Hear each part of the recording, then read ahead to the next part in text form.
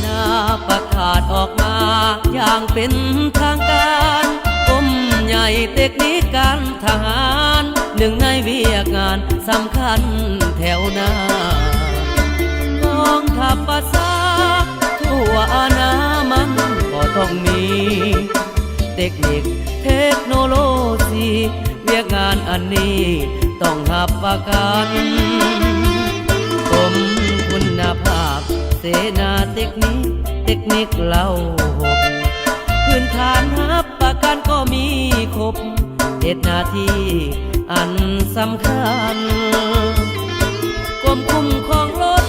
อาวุธอุตสาหกรรมนำยุคสมัย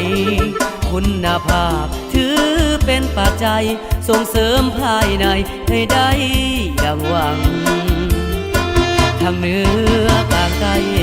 ความน้ำใจสมัครสมานยามเมื่อชาติต้องการร่วมประสานอาสาสู่คำสั่งบรรษาจะหนักหนายุ่งยากเพียงใดหนุ่มเทคนิคภูมิใจยินดีหับใช้ตลอดเวลาชาติจะมั่นคงยืนยงก้าวหน้าเราเทคนิคต้องมีนาประกอบส่วนอย่างสร้างสรรค์เพื่อหับประกันสร้างกองทัพให้ทันสมัยสร้างปฐมปัจจัยเพื่อชาติลาวใดจงเจริญ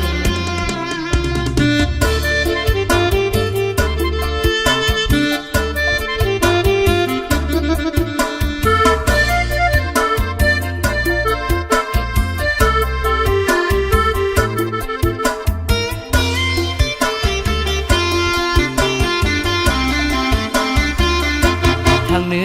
อกลางใต้ความน้ำใจสมัครสมานยามเมื่อชาติต้องการร่วมประสานอาสา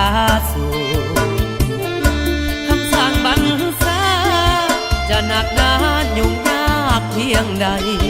หนุ่มเทคนิคภูมิใจยินดีหับใช้ตลอดเวลาชาติจะมั่นคงยืนยงก้าวหน้าเราเทคนิคต้องมีนาประกอบส่วนอย่างสร้างสรรค์เพื่อหับประกันสร้างกองทัพให้ทันสมัยสร้างปฐมปัจจัยเพื่อชาติลาวใดจงเจริญ